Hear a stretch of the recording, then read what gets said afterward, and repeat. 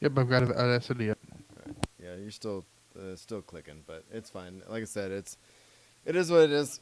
Audio's been fun. You gotta remember, I'm dealing with a handheld mic here too, so you might pick up some ambient noise from that. Oh, that's what it is. Will, are you turning it off and on? Only when I'm talking. Every time you turn it off and on, we hear a click. Yeah, that's what it is. Yeah. Yeah, that's lovely. Is that it? Yeah, that's it. Please All right. stop that. Okay, well then, then you might be picking up more ambient noise than you would expect. Nah, yeah, I don't care about that right now. All right, so Nope. let's do Audacity, and then we'll see how this goes. I just wanted the stream's up. I didn't want to run any later than we need to. And Yeah, Steve's been hanging out on Twitch waiting for us. oh shoot, what's up, Steve? Tell him. Well, hopefully, let us know if you can hear us all well. All right, let's start the countdown real quick. Everybody ready? Yep, All right, ready? 3, Yep. 2, 1, go. got it. All right, everybody in? Going. Everybody in? And It's all going. Hello, hello. Oh, really? what's Stop wrong? it. Just stop it. Just stop it. I don't know. There's I Stop gotta, Audacity. yeah, stop Audacity. I gotta redo my yeah, I don't know, something weird happened. Let's start it one more time. Sorry, just close that track and then open it, start over. Ready when you are. I don't I'm know. not. Hang on a second. Okay, now I'm ready. Yeah, if you just X the track, it'll go away. Okay, you ready? Mhm. All right, 3, 2, 1, go. By the way, when you just did Hello, bup, bup, hello, bup, hello, hello. Yeah. I was thinking Krieger. Oh yeah. Bup, bup, bup. No, the problem What with have that you? was that for some reason, after I was switching all the stuff around, Audacity's been defaulting to something that doesn't even exist. And I realized that the other day with Nick, and I was like, why is this happening? Anyway, so it seems like we're all good everywhere. I'm gonna have another So, what have you backup been just in thinking of case. the new season of Archer? I have not started yet. I planned on doing that this evening. In fact, I'm halfway through last night's episode. nice. How is it so far? Uh, it's interesting because I have no idea where the story is going. Mm-hmm. You know, there's got to because the whole premise of the season is that it's supposed to make you think you're not sure if the entire run of the series has been inside Archer's head from when he was in stasis in this Right. Oh, they're season. still playing with that. Okay. Yeah, so I mean, they're almost halfway through the season. I really still don't know. Um, and so I'm interested to see how they tie that up. But and that they're really not reaching too far for. I mean, they're doing the classic hits. I mean, they're talking about phrasing. They're talking about Oh, good. they're really they're actually making meta jokes about how things are like their some of their jokes are really far reaching. Mm-hmm. Like they made a joke in this one where said a joke and then he explained the joke, and then one of the guest stars said, "Wow, you really walked far away for that. You walked a long way for that one or something." And it was like they're much more meta on everything in the season, which is kind of cool. I still don't know why you're clicking. It's driving me nuts, but I'm gonna try to power through it. John, can you power through it? Is it this I, noise? I will do my very best. It's not. It's Can not. It's just when you speak. It's like I don't know if it's. I'm not 100% sure what it is. Oh, you. It could be. It could be the connection between the mic and. Because it was totally fine before, though. When we were just talking, it was 100% fine, and then when we started all this other stuff, it got worse. But anyway. weird. Yeah. Well. Anyway, well, on your end. I'm sorry. No, it's fine. It's basically the internet version of it, because on your end it's gonna be fine, I think. And if it's not, then it is what it is. I don't know what else to do about it. Yeah, well, you are what you are. Thanks. So, John, can you hang with it? I know it's annoying, but No, it's all good. It's all good. It's You're your guys' annoying. show. I'm just along for the ride. you're a trooper, man. Dude, seriously, it's been like 6.5 months since I've recorded. I know. Well, I'm glad you're here. I've been going through withdrawals. Well, I haven't heard from the chat. Did Steve say he can hear us? Does he hear the clicking? Can you hear us And is there clicking? That was supposed to be. I'm finally bringing Twitch up on my laptop, so I haven't been able to follow along with anything. Steve just said, "Hey," like we just appeared. Did we just appear? He's driving, so you've got to be. Oh, dude, don't Uh, don't crash your car. Okay. Well, he No, doesn't type. He does everything by Voice. I understand. voice recognition. I understand. All right, Steve, drive safe. All right, we're gonna Yeah, roll. he's driving down to LA for a fantasy football thing. Oh, cool. Oh, I'm glad I'm not doing that this year, or I'm not running my own at least. All right, let's move on. All right, so so here's how I'm approaching SWOTOR. I don't want to take more than about 10 minutes or so. I'm gonna focus mostly on community stuff, what we're doing in game, and then I'm just gonna kind of, because we're so far behind and things have happened, like Well, some of us are far behind. news-wise, reporting news is what I meant. Oh, there you go. Sorry, You dick. I was just making fun of. The fact that no, you it's just fine. finished You can Osa. be an ass. It's fine. But what I'm saying is that we don't need to like, we're not going through patch notes or anything like that. I don't want to deal with any of that. Beautiful. We're just gonna roll. So, and I want to focus mostly on Star Wars news and mostly Comic-Con stuff because that's what we're leading up to anyway. So. Yeah, I one thing with the my addition to show notes right now is basically it's all mostly personal stuff like where I've been, goals for Comic-Con, stuff like that. And then I put in a list of movies that are just going to be thumbs up, thumbs down. Other than that, I didn't get a chance to add in any news or anything. So No, you're fine. I think I hit the stuff that I wanted to cover, and I'm not. Honestly, guys, I just want to get a show out there this month. We haven't had a show out this month, and if we're monthly right now, then we're monthly. But I want to at least get one out this month so we can get our $30 Exactly. from Patreon. So, or did I say that? Out loud? that's actually that's I'm that's joking. actually another thing I was talking about. What's going to happen once I get back to Fort Bragg is I'm gonna be able to podcast a lot more, Okay. not just your stuff, but my stuff, and actually I'll be able to do a lot more of the behind the scenes stuff, Perfect. like Patreon and all that crap. So Oh, which is good. so Because hard I to need do. I need less to do. Okay, you guys ready? Yep, I'm ready. Let's do it. So that people can hear us, we're good. Sorry for the clicking in the chat. Those of you that are there, the edited version will be better theoretically, and if not, it's an audio issues episode. That could be the name of the show before we even start. So, ready? Ready. God, I haven't done this in a while. Hello and welcome to episode 158 of The Usual Podcast, a podcast where we discuss Star Wars: The Old Republic, the Star Wars franchise, and geek and pop culture. I'm your host, Marshall, and with me, after God knows how long, is my co-host, Will. What's up, buddy? Welcome back. I'm walking through the desert on a horse with no name. Oh, God. You start by singing? Wow. I had to bring back the greatest hits. No, it's been so long. It's like I've been walking out in the desert. Well, I'm glad to have you back, man. If you're in the chat, audio issues might be an issue with Mr. Griggs, but he's back and with us again. Also talking about people being back is Mr. John Skeen. Thank you for being here, sir. How the hell are you?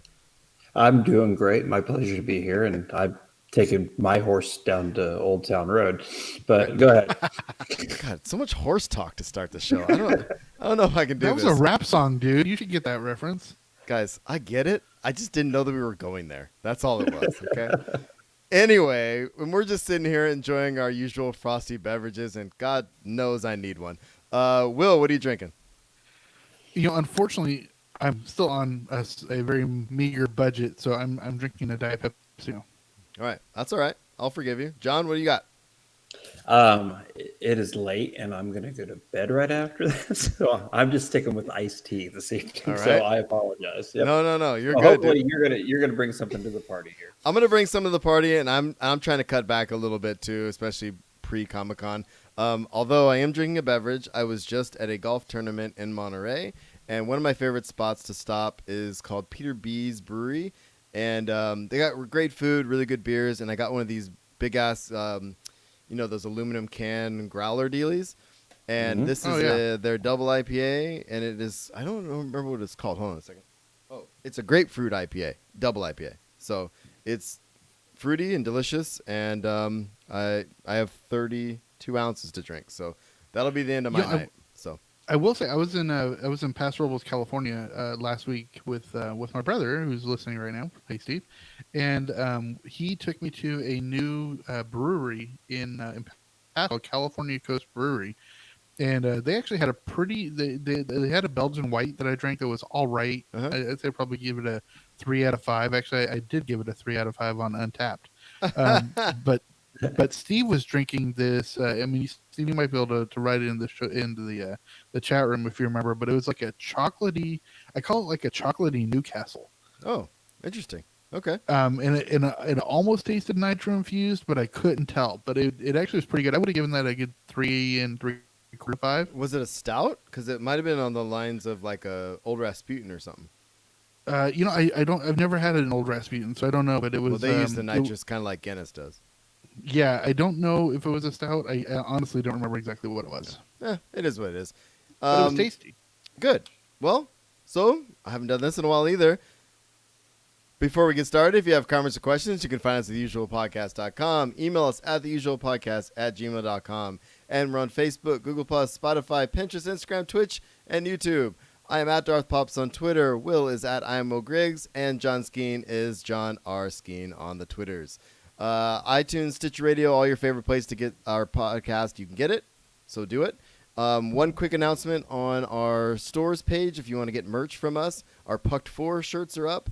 I got up into a weird little hiccup with those. I was trying to buy the Pucked 4 shirts for me, you, and Nick, and what the issue was, if you rush it, you have to buy them all individually, so I have to do that.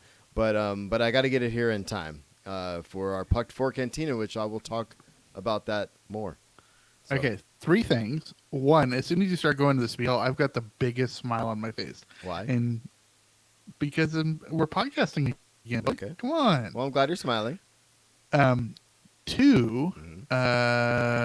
you said Google Plus, and even shoot. Google. I meant to take that out of there. Yeah, even Google doesn't have Google Plus anymore. I know. Okay, so I forgot to update our outline. Sorry, it's been a while. And 3, I'm gonna put I'm gonna put the whole shirts thing on you because I had the shirts up and running at the beginning of June. So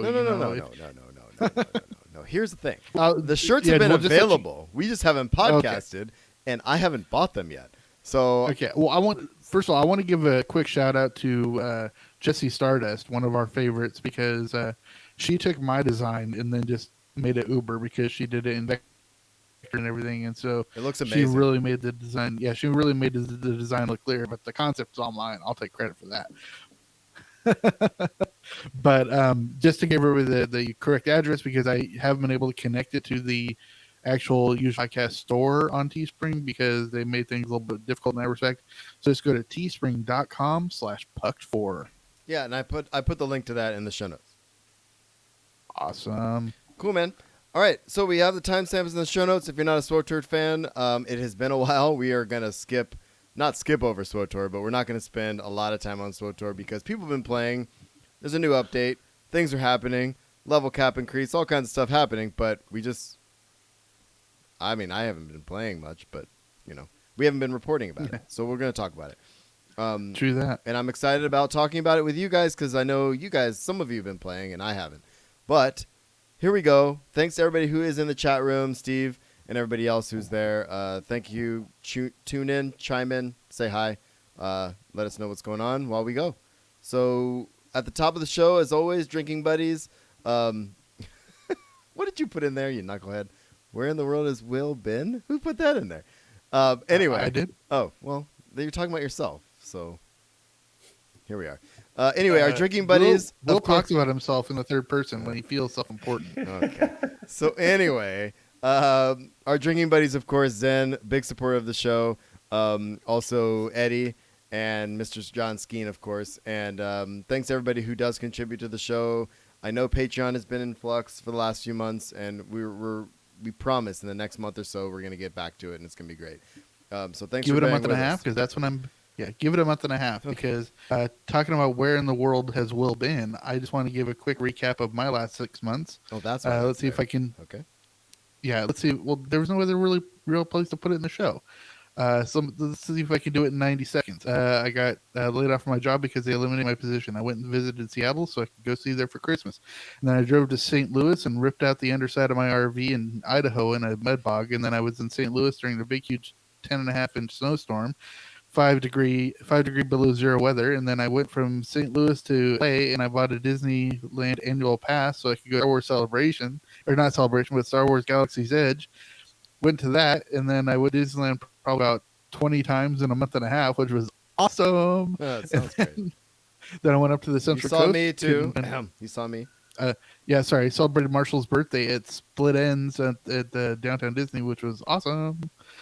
And then went up to the Central Coast. Still couldn't find work. Unemployment ran out. Decided to move to the Central Valley.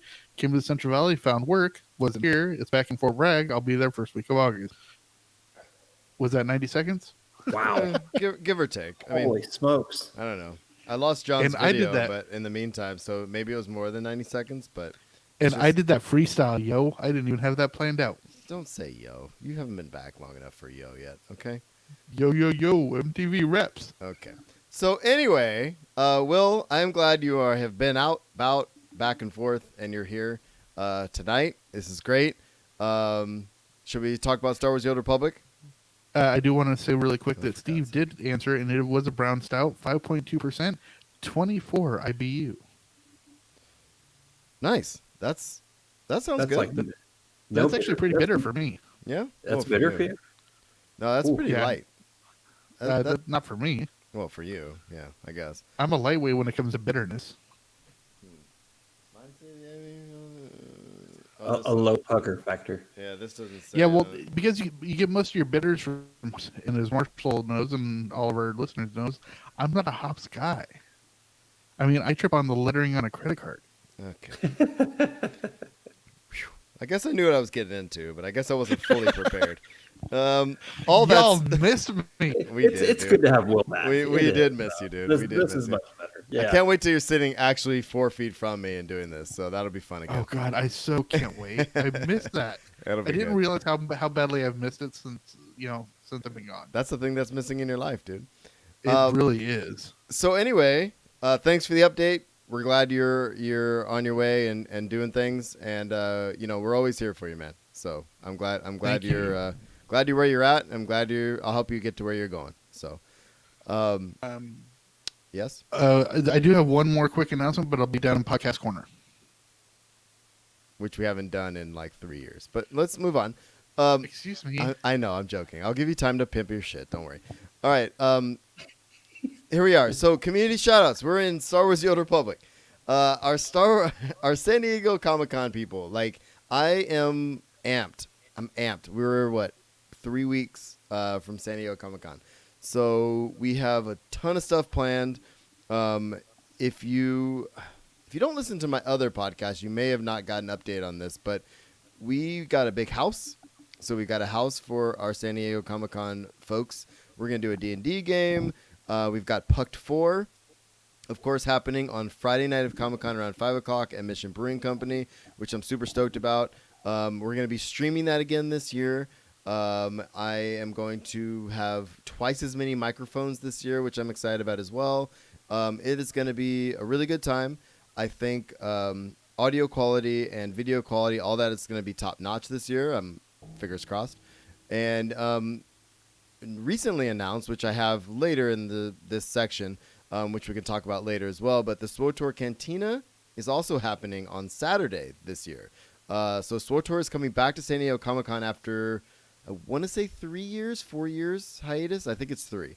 When was the first Darren DePaul expansion with the Knights of the Fallen? What was it? Knights of the Fallen Empire. Knights of the Fallen Empire. That was, I want to say it was 2015 or 2016. Mm-hmm. So it's been at least 3 years. So they're Yeah, coming, because I haven't seen Darren DePaul at Comic Con for 3 years. So. right, and so they're coming back, and it's gonna be great. And they're gonna do a big Cantina event. We plan to stream that as well. I've been working with Kid Lee and Sorterista on the logistics of that as well. So I think tentatively what we're planning on doing is streaming the staged part and the Q&A part, and then kind of setting up somewhere with a mic, and having people come over, whether it be devs or players, and That chatting sounds and smart way to go. and chatting with the chat room on wherever we're streaming to. So more details to come. But that's Actually, really sorry to interrupt here. No, you're fine. A cool idea with dude. Our timing is way off, Mm. just because we haven't podcasted in a while. well, there's But, a little delay too. Yeah, well, that a good idea for that might actually be to cycle through content creative because hmm it doesn't have to be just you and Sorterisa. If you guys are breaking, we can cycle in, Stardust. We can cycle in Good point. Will. We can cycle in, anybody. So Yeah, and I think that's gonna be a good. I think that's gonna be a good thing. So thanks for that suggestion. I think that's gonna be perfect. And having people. by the way, yeah. talk to Musco and hashtag new hat for Will. Oh yeah, you gotta start. I've been talking to him a bit. We got swag coming, of course, for the Cantina, our Cantina event. So if you're in San Diego Comic Con and you want to come hang out with some SWTOR content creators and just all around geeks, Pucked 4 is happening. You get your T-shirt, come and hang out. It's gonna be great. One more community thing I want to put up there, and trust me, I'll be coming back to the Puck stuff and the Comic Con stuff. Meet the community content creators. Is a thing they're doing on SWTOR.com. And this latest one was SWTOR Escape Podcast with Max and Sema, who are awesome Yeah, Max folks. and Zim are fantastic. Yeah, Yeah, they're- it's great. This is the third iteration that they've been doing of this. Yeah. And what was it? It was Sorterista and Volk. were the Volk, first yeah. two. Volk was the first one, I think, and then Sorterista. So they're picking some fantastic content creators. So make sure you guys support these people because they do great work. Absolutely. All right, John. So I'm going to start with you because your name's not in here, and I decided to not let Will speak for a moment, to be a jerk. What have you been doing week in game, dude? Any SWTOR? No SWTOR. Okay. I'm going to be honest. Life has been extremely busy with Tell me about it. Ubering children everywhere and camps and summer gym and marching band, and it's just been nuts. But the plan, and I've also been writing a complete new training manual top to bottom for my company. Oh my God, so dude, that's insane. that is done with my editing, so that makes me happy. So Awesome. now I actually Congrats. have some time. Thanks. Now I'll have some time to actually play. So Oh, kick ass, dude. yeah, that'll start up next week. Yeah, I'm hoping to play a little bit this weekend and early next week before I work a bunch over the 4th of July weekend. But yeah, man, the daddy Uber train is real. It's legit real and crazy. Absolutely. So hats off to you. You're a good dad. Keep it up. Thanks. You're a good dad too. I see your pictures. Oh, thanks, buddy. Will, what have you been doing in game? Well, just really quick, I'm a good cat dad because my cat hates this hot weather here, and he has been not in a good mood with me for a while. Well, cats are fickle. They are fickle beings. I actually have been able to play the last couple of weeks, which has been way out of the norm because I haven't been able to play for months. But I had finished Osis when Osis first came out, so I was able to go right into Dantooine. And I love Dantooine. I really do like this expansion. I'm about 10% done with the achievements on it. I haven't been able to find any of the culinary stuff, any of the food stuff you're supposed to be able to find around it. Right. Really long respawn timers, from what I understand, and none of it is available when I go around. So maybe if I give it a little bit, I'll be able to do it. But I've gone through I've done most of the. Actually, I think I've done all of the available dailies over the 2 weeks, and Nice. I just haven't been able to do any of the heroics because nobody I know has been on when I'm on, and I can't actually solo these heroics. So Yeah, I heard the heroics were going to be true to their number, which I yeah, think well, I was trying to do the 2+ heroic, which you infiltrate the pirates, and they end up having a walker you've got to beat. And I was able to get to the walker, but I can't solo the walker. makes sense. Yeah, so that was a little tough, but it's been fun. I really enjoyed it. I like the looks of it. I'm hoping to upgrade the RAM on my computer soon, so hopefully I'll be able to get off of very low settings. Good. Ultimately, I would like to buy a desktop that will actually run the game that's 7 years old that I like to play. If only. If only, but we shall see. But that's basically what I've been doing in game. Nice, dude. All right. Well, if either of you ever want to group up, just hit me up. Just send me a text message. We'll jump on. Yeah, tomorrow Well, tomorrow might be my day to play a bit. I don't have a lot of plans, as many plans as I did today, tomorrow, except, starting the afternoon, I might be okay. So, Yeah, if we can play in the afternoon, I could do that. I have to do some work on my RV in the morning, but yeah. I would love to maybe meet up and do some Dantooine content tomorrow. Nice. There All you right. go.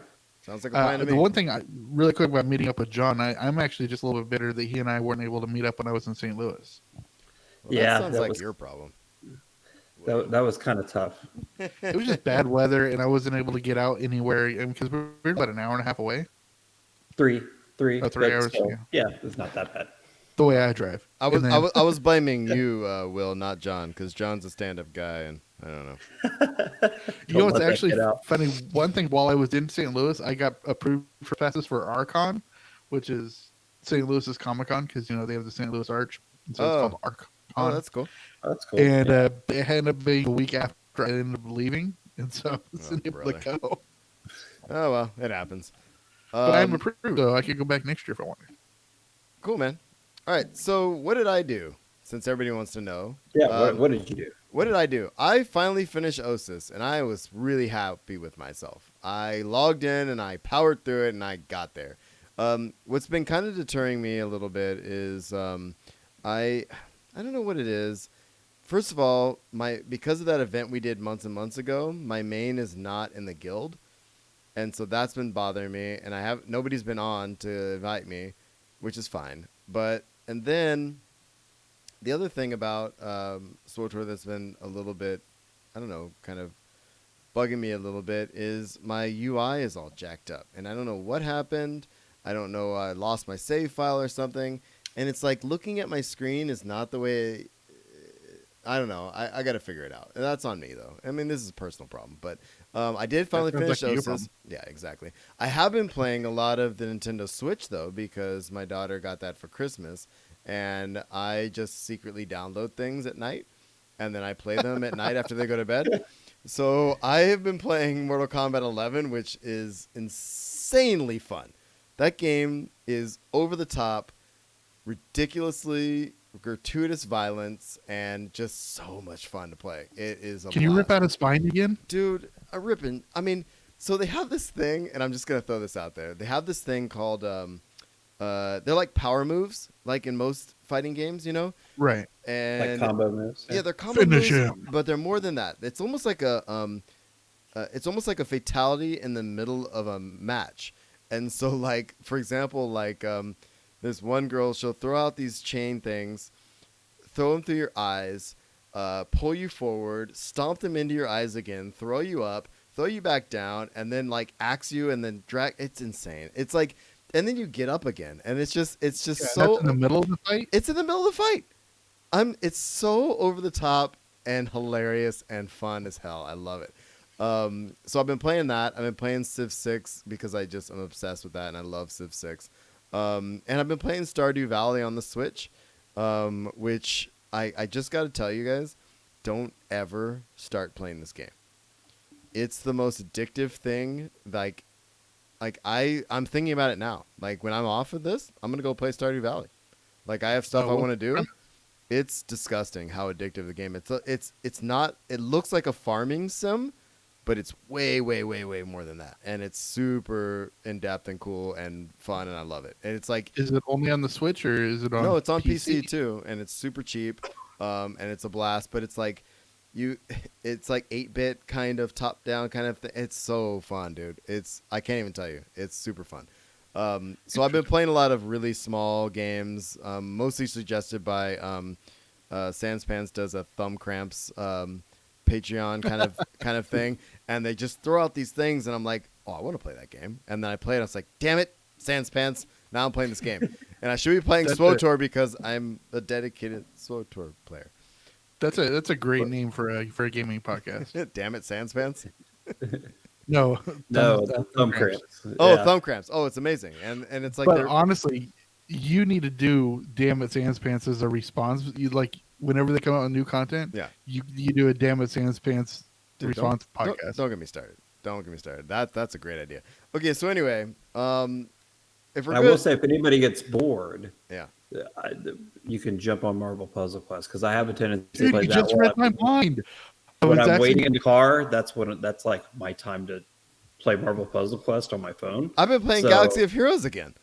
Dude, okay, Skeen just read my mind because I wanted to give a quick shout out to Skeen because I started this guild that, or is it called a guild? What is it called? An alliance. An alliance, yeah. Yeah, so I started this alliance then Marvel Puzzle Quest because if you go back to a few Comic Cons ago, Car and I actually interviewed, or no, it might have been just me interviewed the guy, the developer for Marvel Puzzle Quest, and really cool guy. Gave a whole bunch of free swag and stuff, and so that was cool. But I gave head of the alliance over to Skeen, and he has just done such a great job because I haven't played as much as I've tried to come back for the big events, and I've been playing daily lately, which is great because I'm having a lot more fun.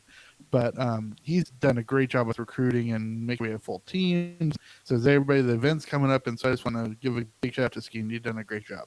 Oh, thanks, man. Appreciate that. It's been, you're still in control of the thing. I'm just talking to people. That's it. So- Nah, it's Well, you. I'm just sad because people were playing the other game, and then I decided, I'll play the other game again, and then now everybody's back to Marvel Puzzle Quest, so that's cool. you're still in it. Yeah, so- no, I'm in it. I'm just gonna pretend like everybody's including me, and it's fine. It's fine. I have been playing I will say I've been playing the Disney Battle Hero game, Oh my god.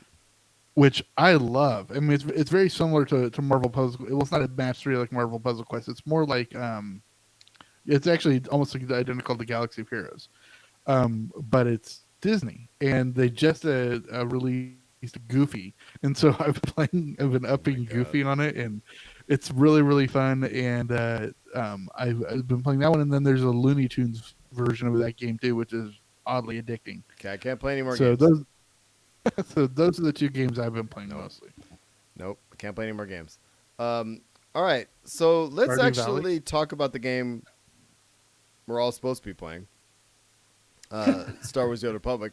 And so real quick, just a few things that I'm gonna throw out there. And again, I'm just glossing over this stuff. Obviously, the latest game update, Dantooine Incursion, has come out since we recorded last, 5.10.3, which I hear there was a lot of bug fixes and stuff like that. I'm not gonna go through all of that. But somebody is asking about Renown. And asking if the Renown is a max level supplementary gearing system, etc. And they're saying that's going to start level 75. And that's not until the Gotcha. Onslaught expansion, right? Or is the level increase already? No, No, not oh, at all. Yeah, that's what I thought. So when Onslaught comes out, no, people, actually, I think it's going on now because I just logged in right before we recorded to double check my percentage on my Dantooine Incursion, right? and I looked down at my my XP, and it was like at 2/3 of the way to Yeah. the next level. No, I think that we're the worst.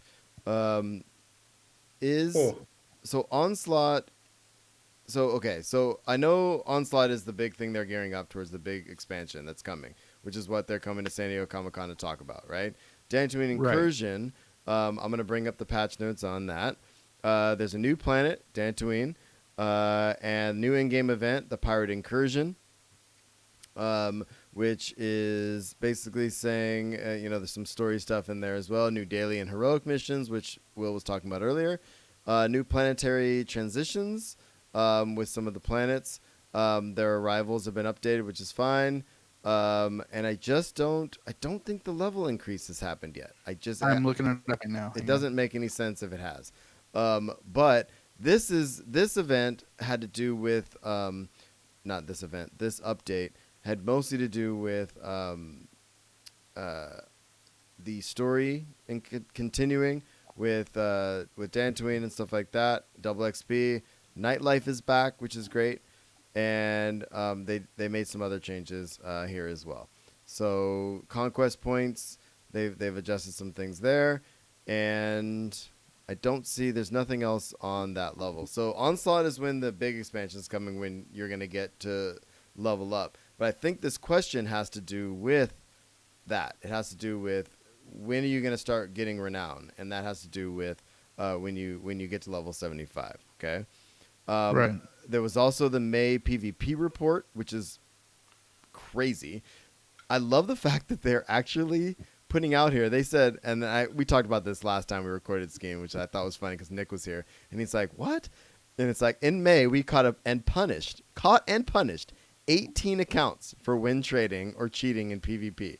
They suspended the accounts for a week, zeroed out all their ranked ratings of every character on those accounts, and removed all of their ranked PvP reward tokens. I love that they announced it. Dude, Yep. I love that they're just, not only are they doing it, but they're telling us how many and what they're doing. I love it. I love it. I love it. I mean, they're doing basically everything short of naming the accounts. Yeah, I just wish they would. It'd be like, these guys did it.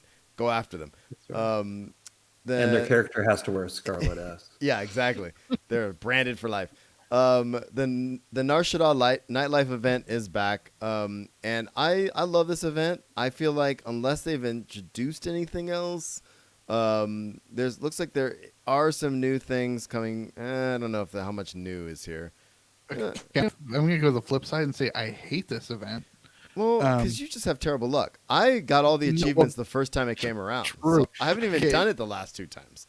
Okay, the two reasons why I don't like it is actually I haven't really. I mean, I try it a little bit each year, Yeah. but I never grind enough to really, or play the GTN enough to really have high level of credits going into it, right? And so I really never have enough to play. But second, I still haven't gotten the damn Rancor. I just need to From- send. I'm from just the gonna very send you a first bunch year. of credits, and so you can do it. Oh, shut up. No, I'm just saying. You just have to. You just have to put the credits in, dude. Just do it. Well, I think, because I actually have been saving, especially, I will take this back a couple of updates to where you can actually put credits into your guild locker. So I do love that because it makes it a lot easier to transfer credits between characters. Yeah. And I want to say I've got close to 10 million credits in there right now, so I Okay. think I might just finally bite the bullet. Yeah. I'm not gonna send you any credits in. Well, let me double check before you do that. Don't go too quickly. No, you will not get any credits.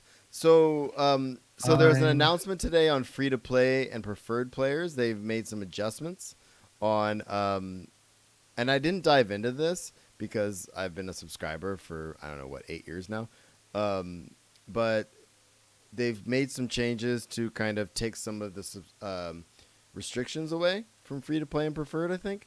Right. So take a look at that. I have a link in the show notes. Looks like they've increased the credit cap, an extra quick bar, and medical probe and quick travel. So they've made some adjustments to some Credit of the limits, too. yeah, and some of the basic stuff that we have been saying that free to play players probably should have. They've kind of relaxed a little bit on that, which is good. I think this obviously has to do with the fact that they're trying to get more players in, and with the expansion coming up, they want people to try it out and get ready for it and Exactly. start buying some. So of this stuff. here's a crazy question. Not even a question, I guess it's a statement. Can you imagine playing without all of those things? Yeah, it's insane. I know, right? I can't, No, it's like, crazy. how would you function? Well, So- I want to say it was early on, and I think my wife was free to play, and she was playing with me, and I'm just like, wait, you don't have what? And I was so You can't quick confused. travel. You can't. Nothing. You couldn't even sprint in the beginning as a subscriber, let alone free to play. It was crazy, dude. Yeah, you couldn't sprint until level 10. Remember Yeah. that? Oh Yep. god, that was the worst. I was like, Whoa. really? Now I just don't get. Why don't they just remove walking? And Yeah. I guess if you wanted for RPers, I guess it makes sense to be able to Well, walk. then you slash RP walk. You put it in as an emote or something. I don't know. Anyway, so last thing I'm gonna put in news wise because we got to move out of SWTOR. I said 10 minutes and it's been 20. We're That's us on the dot. okay. So anyway, today, as of us recording, no. Wait. Oh, sorry. They had a stream for the Spoils of War, which they talked about a bunch of stuff, answered some questions, and then they are going to put it on the PTS. So Onslaught is going to show up on the PTS. They also put up the threads for the Inquisitor, set bonus feedback, assassin ability, tactical items, and the sorcerer ability and tactical items feedback as well. So let them know of that. And this was on the 20th. So get your hands on it, get in there, and test it out when it's available. It's perfect. I love it.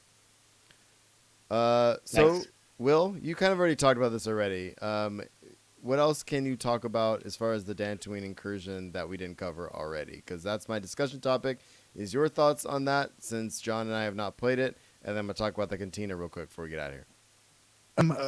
I will say that I like it a lot better than Osis. Okay. For one main reason, it's just the design of it. Because my biggest complaint with Osis is like you had this thing that you had a big area to walk around, and then you had that one like gate, and then you were in there, and then you like there were only you were much more constrained in the routes you could take to get to certain things, right? Which was kind of a pain. Like you had to go through that one building at the other end of the whole map area. It's just very frustrating, especially when you had to do the things where you had to use your macro binoculars to see scan things. Because if you weren't in the right area, you were totally screwed, right? So what I like about this is just this one is just like one big area with the heroics is like side rooms going off the sides, which is kind of cool. Okay. And with the the imps coming in on one side and the pubs coming in on the other side, and so it just makes it so much easier to do your dailies. And it's not even like Yavin 4 where it's like you have the 4 main screens and you've got to like take speeders. It's just seriously, it's one big huge area that you just run around, and I really do kind of like that. That's cool.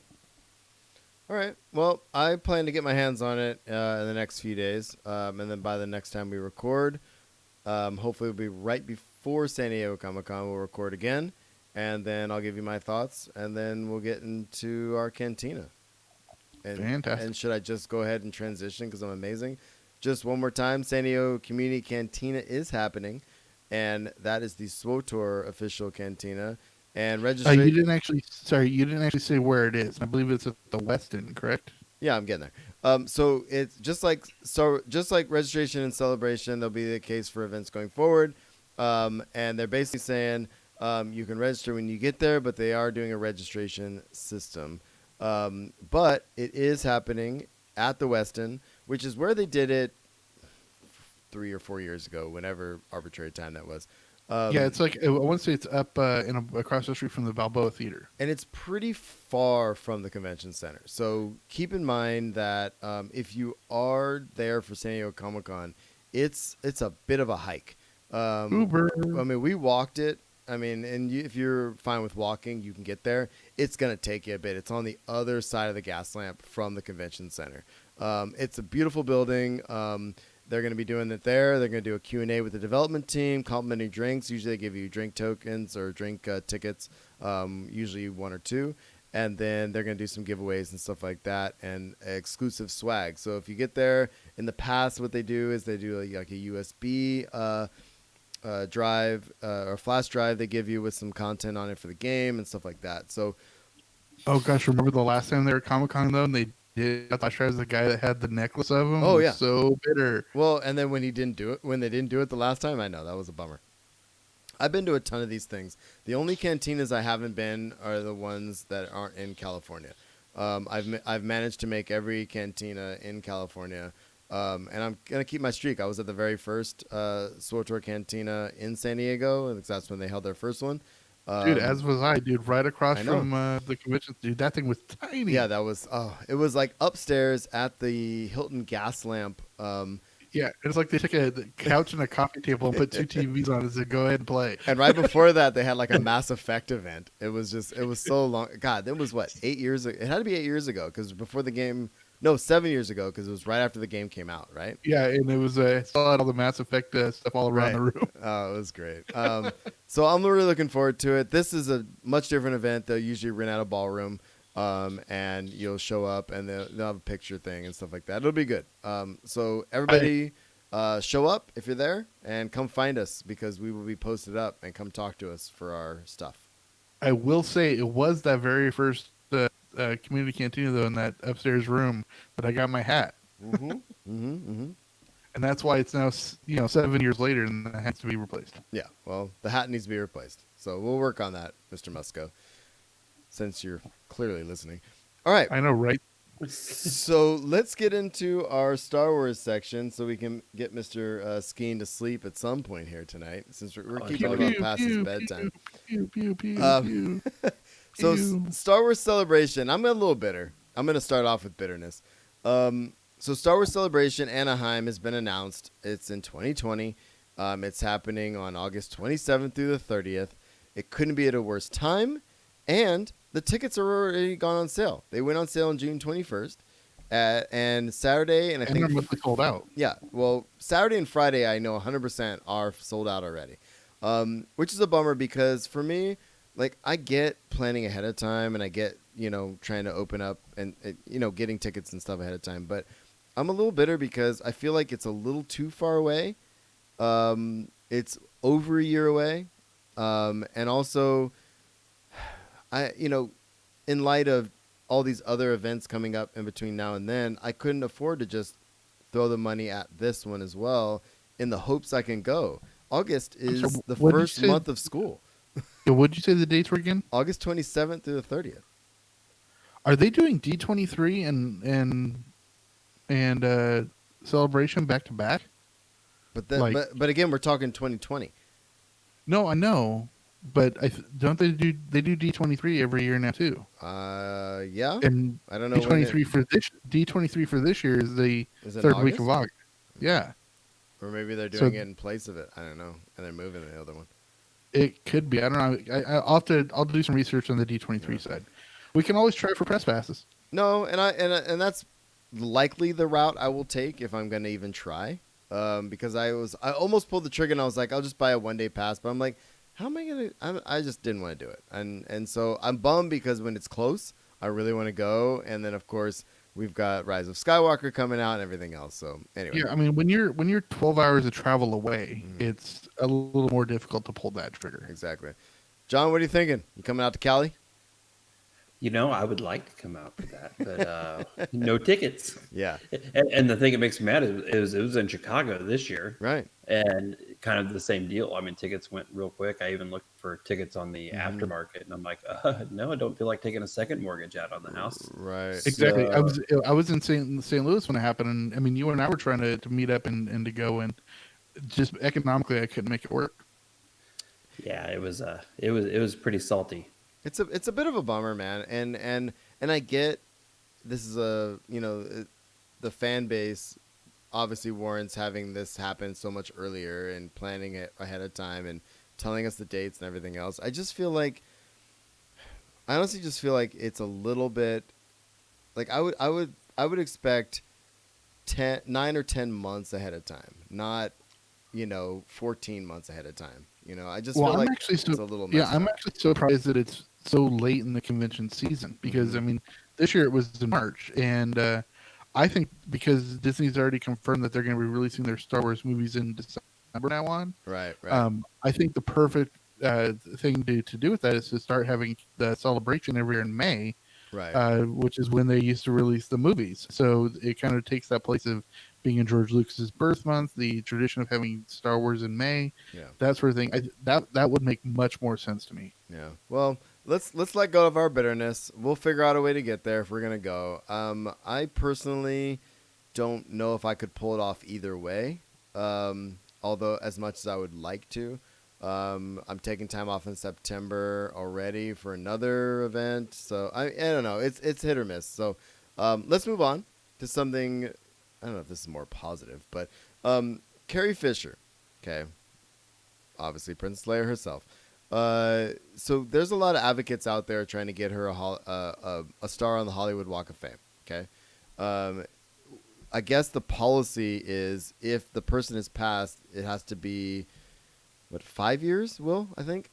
I honestly don't know. This is an interesting idea, and Yeah. I should really research this because the funny thing about the Walk of Fame is that you basically just have to have the money Yeah. and the influence to get it. But- It's not like it's an award. Okay, but It's- posthumously though, in order for her to do it, I think it has to be 5 years after they pass. And I heard this on the Ralph Report because there was somebody who was cosplaying down by the Chinese theater or whatever that realized that, oh my God, she doesn't even have one.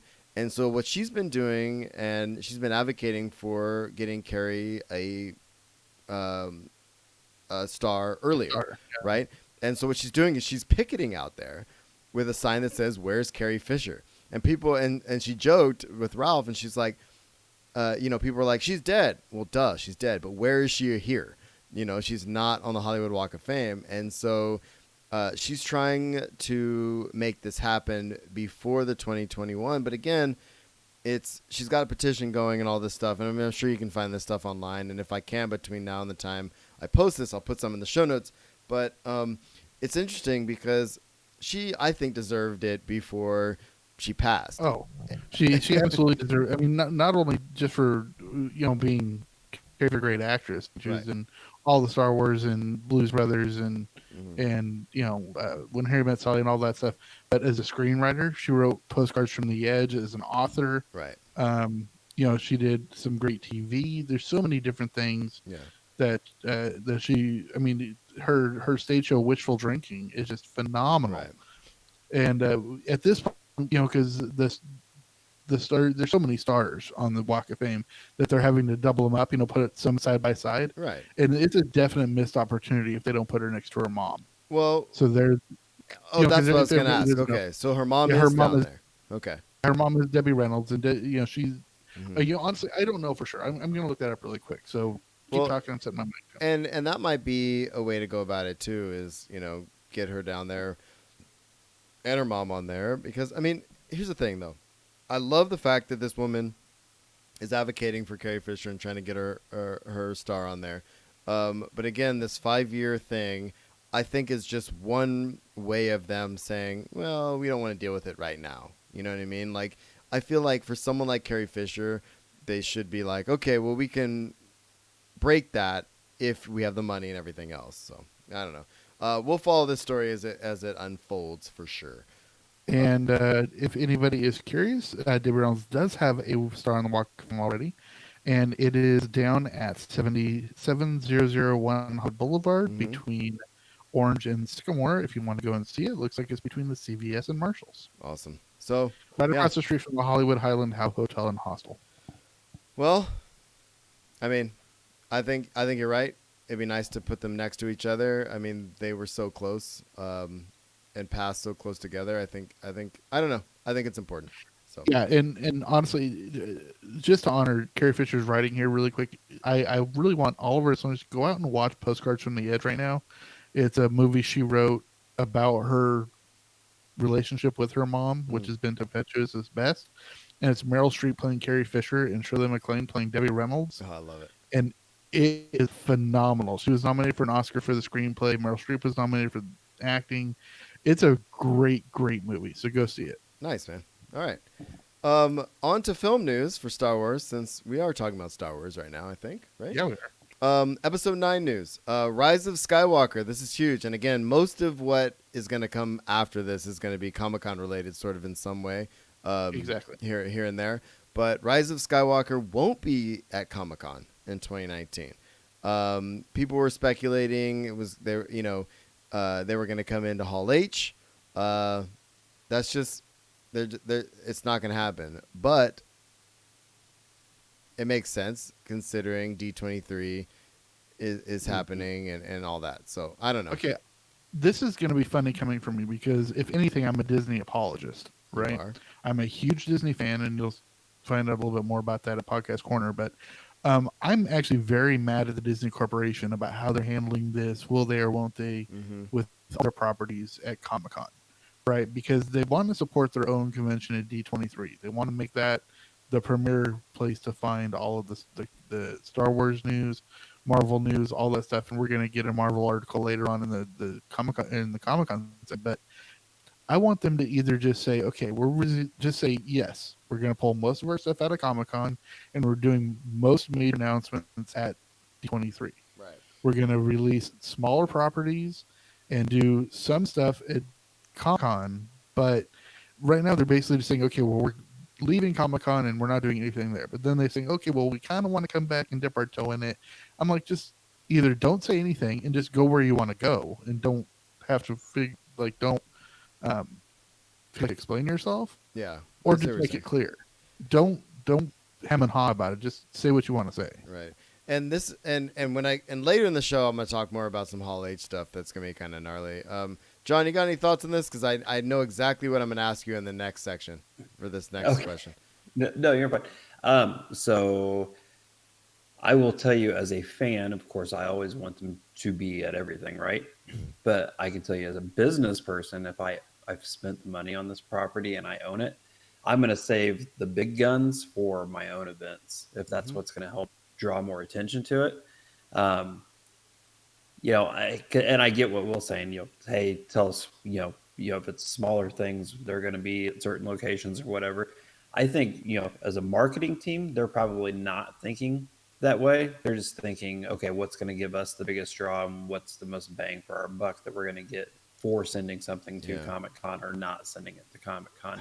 And that's just, thinking just dollars and cents from kind of that top down view. But as a fan, I'm totally with Will. It's like, man, I just want to know what's going on. So, Well, and we one all thing want to that would- know, but here's the other thing to think about too is the fact that, yes, it's your own event, but if you think about it, Comic-Con, it's filled with Star Wars fans and all that.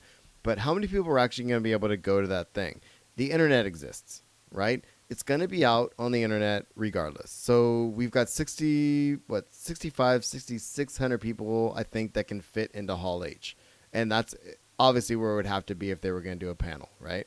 So you got those people. And then, you extrapolate that from there, but at the same time, you have your own event coming. And I think you're right, John. I think you have your own event coming. You have online, and you can also kind of prep people a little bit via social media before D23 and really prime people and get them ready to go rather than, were you at Comic-Con in Hall H? No. Okay, you know what I mean? Like, and how long will it take for that stuff to come out on the internet? You know what I mean? Because there's some embargo times, I think, that are wrapped for up me, in that. actually, I just had this idea, and actually I think this works from a marketing standpoint too. Is Disney prides itself on being all about the experience, Mhm. right? Being able to walk and talk the experience. What I would do is anything that's esoteric, like anything that's far-reaching, widespread, something you don't need to actually be able to touch and feel and taste, like say the announcement of Phase 4. I would save that for Comic Con because you don't actually need footage is nice, Right. but it's about the people, right? So having the star show up, which is a lot easier at an event like Comic Con, whereas 23, save that for the stuff of like you've got the Mandalorian coming out, right? I mean, what I would do is like that's where you have the footage release. That's where you have much more intimate talks with the people. That's or the Cassian Andor video, or anything like that. Or with Marvel, anything like say you want to announce, especially because you can announce stuff that's like the I don't know where I'm going with this, but like anything far-reaching Right. that you don't necessarily need anything that they need to hold in their hands. No, I hear Announce you. that at Comic-Con. So I don't know. We'll see how this all goes. There will be some Star Wars stuff happening. I have something later in the show notes. Star Wars always has a presence at Comic-Con. Whether they're in Hall H or not, I think hardly matters. But and again, we are pre. What do you call it? We're leading up to the last of the Skywalker saga. So Exactly. So speaking of that, I threw this in here just for a discussion topic. We don't have to actually talk about this if you guys don't want to. But there's an article I didn't read because I didn't want to read it because I already have strong feelings about it. And me and Mr. Skeen have talked about this quite a bit, I think. And there's an article on Nerdist called Why Kylo Ren Should Be Redeemed in Star Wars Rise of the Skywalker. I didn't read the article. I just for fun scrolled to the comments, though, on this article. And people were like, "I'm sold. That's great. Okay, I'm over that. I'm not even gonna read the comments." So here's the thing, guys. I'm gonna defer to you. You both know how I feel about this. I'm gonna start with Mr. Skeen. We've talked about this, dude. If you want to talk about this, cool. If not, I don't really care. But what do you think of a potential Kylo Ren redemption in Rise of Skywalker? I'm not for it. I'll be honest with you. Every now and then, it's okay to just have somebody turn dark and be the villain, and that and it's kind of funny that you're bringing this up because I'm like on the last two chapters of of Plagueis right now. Yeah, that's a great book. Plagueis is awesome. Yeah. And if you look, at the whole redemption thing. You know, Sidious wasn't redeemed in any sort of way. Nope. You know, as far as I know, Plagueis wasn't either. So, you know, why all of a sudden, you know, starting with Vader, do we have to, you know, switch it back over and somebody be redeemed at the end? Why can't it just be the way it's always been with almost all of the Sith Lords or the Sith, and they die Sith, and that's that? Or just But villains. I mean, yeah, just villains. We don't always have to have the kind of that anti-hero, or you know, while it makes for good storytelling at times, every now and then I still want my villain to wear the black hat and be dead at the end of the movie. yeah, own So it. Own it. Be the villain. I'm with you. The first thing is, and I don't want to piss the shippers off here, but I will boycott if Low actually is happening. I hear you. So okay, so that's a Hey, different Raylo. conversation, sir. It is okay. Yeah. And, So yeah, we I'm don't have to have talking the about conversation. Kylo Ren being redeemed. I don't want to talk about them getting together right now. Maybe that's for next time. Let's talk about Kylo Ren being redeemed, because I mean, I'm with Skeen because I've talked about this before multiple times. But what do you think? I don't want him redeemed. I hate the emo boy aspect of it that he already has. And if you go full light side again, then it's just that whole arc of the emo boy growing up, right? Which I just hate the cheesiness of that factor. On the other hand, if he does get redeemed, especially with the whole reintroduction of Sidious being in this one because of the cackling laugh, I don't know Right. how that means he's actually going to be reintroduced into this. But if it comes back that he dies in redemption, killing Sidious or a clone of Sidious or whatever it is, Right. a la his grandfather, that just cheapens the story of Vader dying. You know what I Agree. mean? Right. So I really hope they don't do it that way. I I had a sick and twisted thought in my head when Skeen talked about Sidious being redeemed. How funny would it be if Sidious gets redeemed killing Kylo? Killing Kylo. That'd be hilarious. I and I'm with you guys. I mean, we're all saying the same thing. I personally, and with and I think you bring up a good point, Will, with Sidious coming back. What does that look like? Like, my fear, this just popped in my head, and tell me if I'm off base. My fear that with Sidious back in the picture, it's gonna come to light that it's been Sidious the whole time, why Kylo is evil, and then once he realizes that, then he's gonna go back and then he's gonna fight him, and then we get we get Kylo killing, Sidious or Right. whatever. If that happens, then that's just going to make even more people mad at JJ and how he's cripping the entire story of the trilogy. Yeah, and I agree. I agree with that. But at the same time, look, I'm all about story. I'm a writer. I love a good story. If it serves the story, if it works, if you pull it off, if JJ can convince me that Kylo should be redeemed in one movie, cool. But there's nothing except that little inkling when they fought together for a moment, and then he realized they were on different sides. There's nothing that has hinted to me that he's wanted anything else except to be the next Darth Vader, with the exception, of course, of the redemption aspect of it. Right? He's trying to keep the legacy of the actual Darth Vader going, not the Anakin Skywalker. Right? Right. Okay. I just had this incredible story idea. Okay. And I actually think this would be a brilliant story concept for them to do it. Sidious hasn't actually been... Okay, well, I will say Sidious might have been evil the entire time. Might? Palpatine wasn't always evil. Not saying that he became evil, but the Palpatine, when he was in the Palpatine character... I was going to say, you realize you're talking being about the same person, right? No, I understand. But Palpatine was all about conflict. True. He profited from all the conflict, whether it be in power gain or whatever.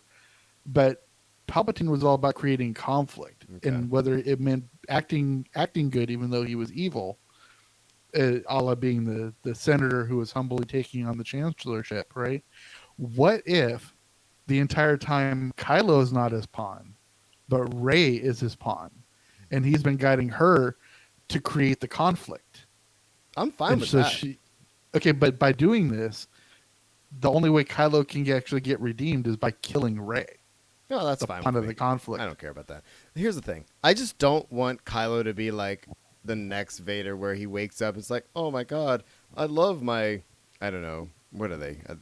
I mean, how are they related or they're not related? I don't really care. But the point is, it's like, I just don't want Kylo to wake up one day and be like, oh, I was so wrong. Sorry, darn. You know what I mean? Like, I can't deal with that. If it works for the story, Right. I'm happy to see the story you just said. I'm happy to see what I thought about. I'm happy to see whatever JJ comes up with. But what I don't want is at the end to have a on the deathbed moment, just like Vader. Blah, blah. Like you have to, there has to be something else to leave us with after 9 movies. You know what I'm saying?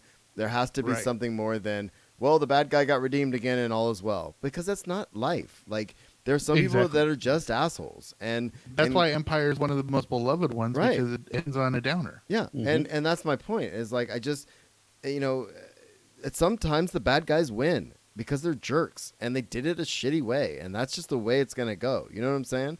Like I don't know. Absolutely. I brought this up for, and now I'm getting heated about it. Now I'm all mad. This makes me so mad. This Kylo thing, dude. And don't get me wrong, Kylo Ren, I think, up there with one of my favorite characters from the new trilogy. Period. Because I like the conflict, I like what's going on, and I usually latch on, and you know, Vader's one of my favorites, of course, as well. But Right. I just don't want. It made sense for Vader's story to be redeemed at the end, because he has a son and all this stuff is happening. I just don't. I don't see a Kylo version of that will make sense story wise.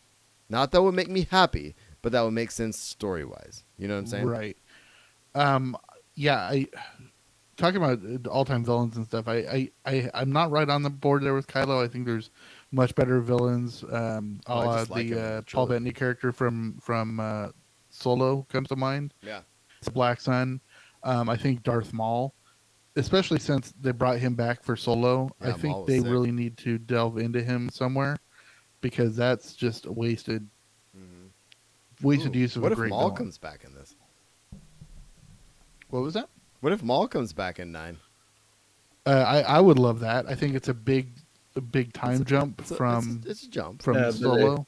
No, but they can't bring Maul back because he died in the Oh, he Twin died. Sons He died in Rebels. Rebels. Oh, You're right. He Yep. did die in Rebels. yeah. Spoilers. Oh, sorry. I'm joking. Yeah, but there's care. there's a lot of story to delve into with Maul between Yeah. the Solo time frame and the Rebels time frame. All right, guys. So out of that, because I can't. We could do that all day. I don't want to do that anymore. Oh, really quick. Okay. Not about Kylo. Okay. What if Ryan Johnson's new trilogy? Because you remember he brought in the aspect of I think he brought, I don't know, but what if his trilogy is going to be about the Black Sun trilogy I would love that. with Maul? That would be awesome. Yeah, that'd be sick. Yeah. Okay, go ahead. And you're right, dude. There's so much that they could do. And we've got the Mandalorian coming with Disney Plus. We've got the Rogue One prequel, which I'm segueing into right now. As far as TV, I'm kind of doing a thing right now because I've got a bunch of Disney stuff in the usual roundup with Disney parks and stuff. So I'm just kind of I'm kind of melding them a little bit. But Disney Plus, Star Wars, Cassian Andor. Sorry, let me just say this like a normal human person. The prequel series should be filming soon, and that is the Rogue One prequel, which I'm Awesome. pretty stoked about. It doesn't sound like it's going to be at launch with Disney Plus, obviously, because that's happening in a few months. But The Mandalorian is supposed to be on day one, as well as some other movies like Captain Marvel and everything else, and of course Yeah, well, I'm sure they're everything doing else what, that like- Disney's put out there. So Yeah, I'm sure they're doing it like DC Universe did, where Doom Patrol was at launch and Swamp Thing came later. exactly. So it'll be like Mandalorian at launch and Cassian Andor later. Yeah, and I'm pretty excited about this. I really like that character, and I like to see the seedy underbelly of what's going on in Star Wars land, and that makes me happy. So Any thoughts on anything Disney Plus as in regards to Rogue One, Mr. Skeen? Nope, just wait for everything to come out. I know. We'd be stupid not to get Disney Plus at $7. It's like, well, Oh no, I it's a given. I can get less content for more money. You know what I mean? Right. Ooh, that's good. I like less content. I'm impressing myself. Less For content. mine. Less content. For more. This is a compelling podcasting for the live chat. Okay, so the next thing, and I glossed over E3 fully on this episode because E3 is come and gone. The one thing I am going to put out there in the show notes, if you didn't see it during E3, is Jedi Fallen Order. And they just released a couple days ago the full E3 demo. It's like 26 minutes. The gameplay looks sick, and fun as hell. Check this out as soon as you can. Come out with message us, and we'll talk about it maybe on the next episode. Did either of you guys see any of the gameplay from E3 for this? I saw a little bit of it from somebody who never actually played KOTOR or KOTOR 2, and all my Star Wars gaming basically comes from the mobile aspect or from SWTOR. I'm on board for playing this as a solo player. Well, it's a single player RPG. It looks great. Yeah, exactly. What do you think, Skeen? No, I'm definitely on board with it. It says Star Wars on it, so I was going to buy it anyways. But Well, yeah, but I mean, what I liked is just some of the ways to dispatch people. There was some, force pulling onto a lightsaber, and just some really cool stuff. I remember I was watching just the short version of it when E3 was happening. I was showing my wife, and she was like, "Oh, that's actually kind of cool." So Yeah, if she's the whole half force- impressed, then it's good.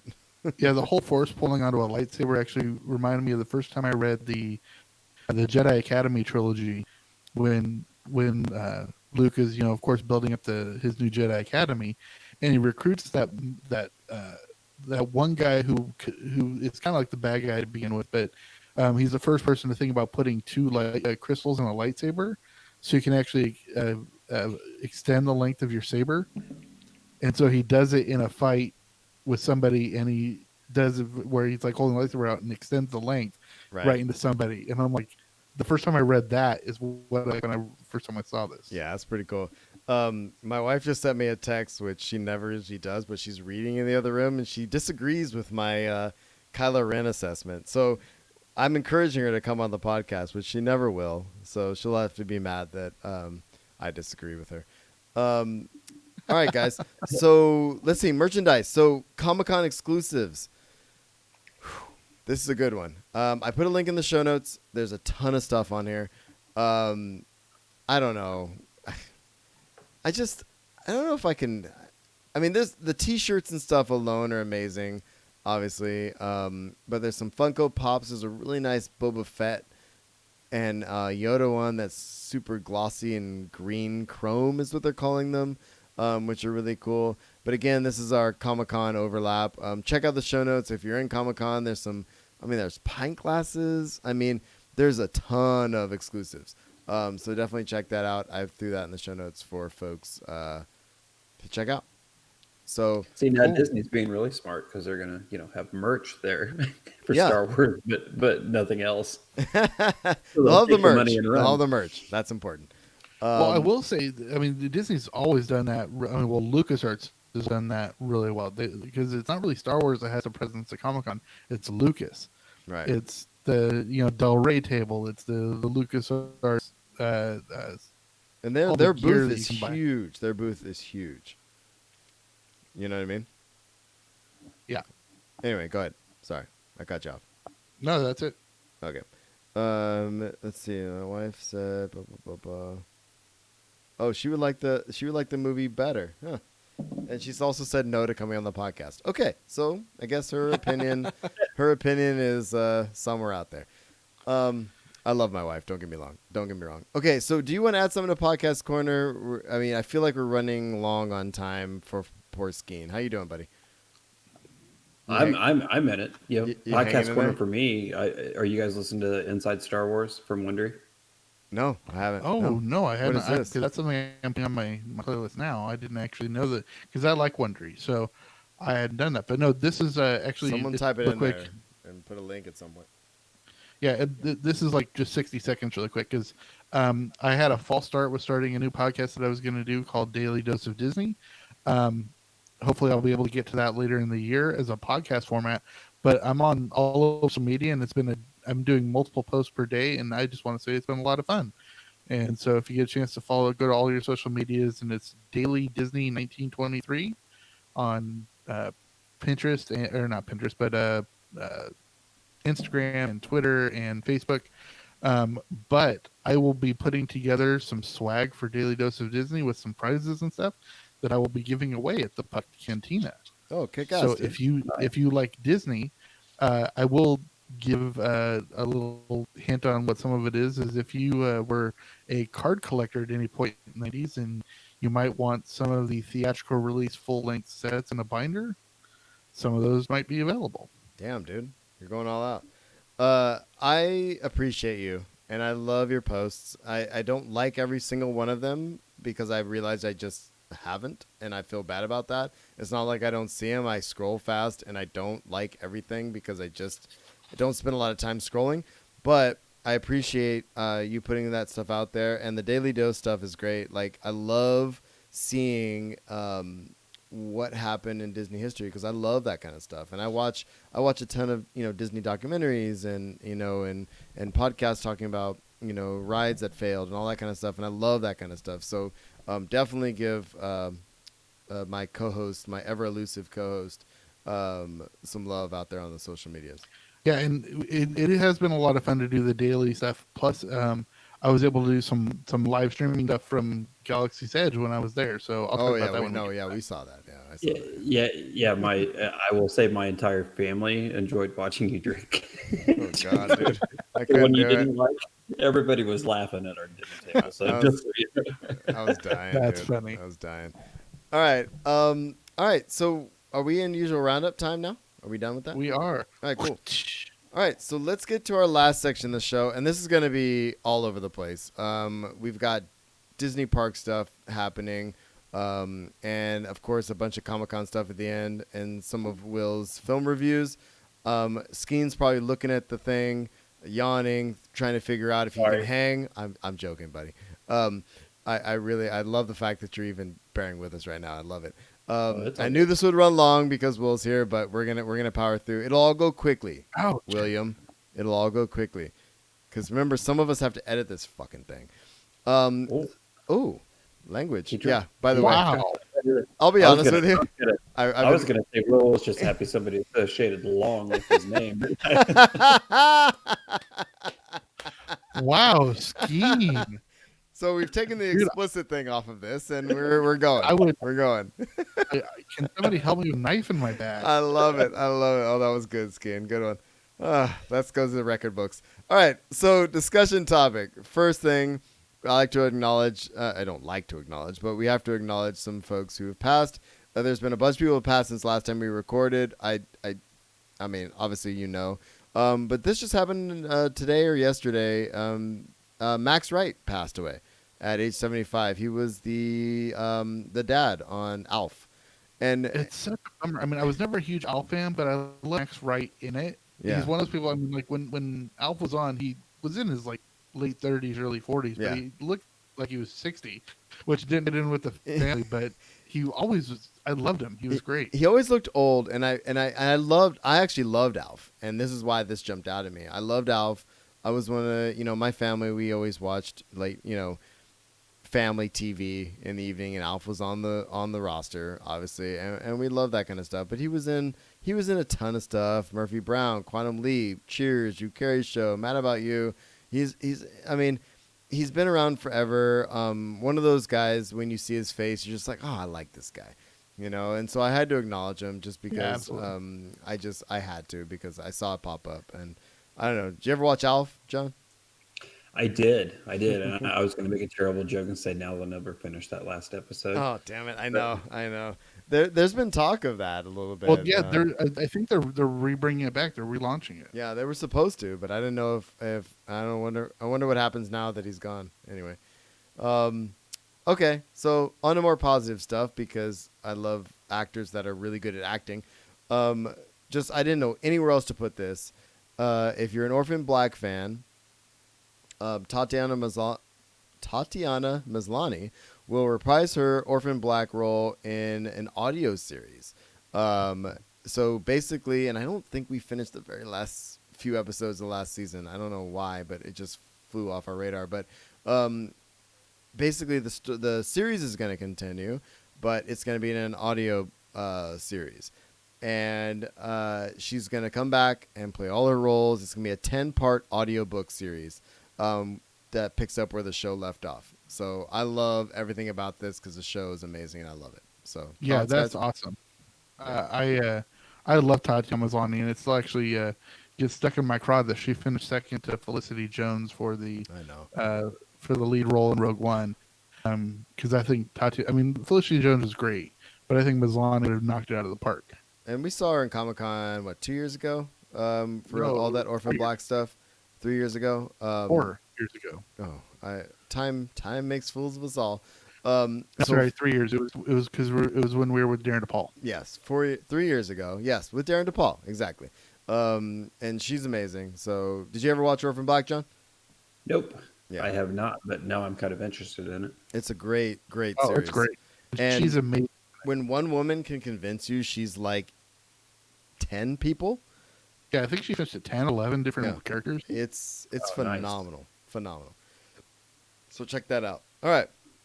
We're going to spend a little time in this section, and I'm going to gloss through the last couple parts, and then we're going to finish up with some Comic-Con stuff, okay? So we're going to spend a little time here because somebody was actually in a theme park recently, outside of myself. I was there in April, but Star Wars Land was not open yet. We are in the Walk in the Park section, and Will was at Galaxy's Edge. Were you not, sir? I was. I really, really enjoyed it. I went with my mom, which was interesting because it made me slow down my pace. Mm-hmm. So it's able to kind of. I took a lot of pictures and stuff, and you can see that all on Daily Dose of Disney. But it was. I went through at a really interesting time because I was there. I think day 5 that it was open. Mm-hmm. Actually, wait, see, Friday, Saturday, Sunday, day 6. I was there day 6. So during the first week, which is very cool that I can say I was there the first week. Yeah, but you can say something none of us will be able to say. Yeah, So exactly. that's amazing, dude. And I wish I could have done it, but there's no way I could have done it. Trust me, Although as I- you were posting, I was hate liking you. although I We although I hate did like ship something to Marshall. Why don't you tell people what I sent you?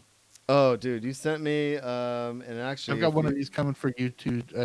I haven't mailed it yet, John, but I've got one for you. If you were on the stream, I'm trying to keep it. I'm actually gonna bag and board it. This is if you're on the stream and you can see it, this is the daily Dealy with the map and stuff and all the events, but it's all Galaxy's Edge. It's super glossy Oh, neat. and beautiful, and it's got a whole section about Galaxy's Edge in it. And I put it in a copy of a signed copy I ordered of a novel from one of my favorite authors, and both those things are sitting here in mint condition, ready to be loved at some point. The reason I grabbed a handful of them each time I went through the turnstiles. I've got a good. bunch of. Well, I don't say a bunch. I think I'd probably have about 8 or 9 left because I shipped one to Marshall. I sent one to Switch because she asked me to pick up some actual merchandise for her while I was there, and so I sent her that along with it. Nice. And then I sent one to Skywalker Eve, who just started her own new podcast, but Nice. she does great work. She was actually up on. She was one of the podcasters up on the stage at Celebrations last year in Chicago. Nice. Um, Did you say you she's sent it great. to Sorcerista? Yeah, I sent one to Nice. Switcherista as well. Good. But I've got I'm gonna be. I'm keeping one for John, keeping one for Jesse for helping out on the shirt design. But then I'll have a few that are going to be available for people at the Puck Cantina. Nice. But the main reason I grabbed them is Disney usually does a new guide every week, right? Because stuff changes, events happen, stuff like that. So the fact that I got it from the first week of release, I think this one they probably held for a few weeks, but it's the first official Disneyland guide that you get at the turnstile that has the Galaxy's Edge on the map. It's awesome. So that's the reason why I grabbed it. Plus, it was a very cool half glossy, half matte cover, which was very Oh, cool. it's beautiful, man. So anyway, so there's that. But I went at an interesting time because only half the land was open. Because I went in before Rise of the Resistance opened up, which opened today's the It's 27th, not. 3 days ago. It's not open yet. The Rise I of thought it was. Resistance. Yeah, I thought. Oh no, it's July 24th. Yeah, it's not open yet. Yeah, so it's not open until next month. So right now it's only open half the park. So it's really kind of interesting. They have 3 entrances into the land, and they actually did a poor job of this because it's kind of by happenstance about how you check in somewhere else in the park earlier in the day. But my mom was handicapped, and she's usually in a wheelchair, but she decided to walk that day. And she had a walker with her, but they sent us to the absolute worst entrance for people that have walkers. They sent us to the Critter Country entrance, which is literally, once you get into the park, it's about a quarter-mile walk, almost all uphill, just to get to where the land stuff that was open is open.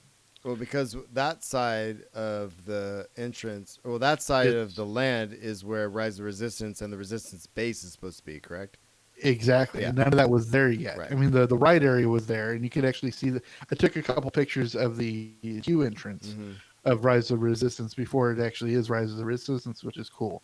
But it just took a while for somebody in a walker to walk through that. So that was, I will say that, in talking about the first article you put here about guests are stealing and selling Disneyland items, there is and I did notice this while I was there, they're not training them really well right now. Right.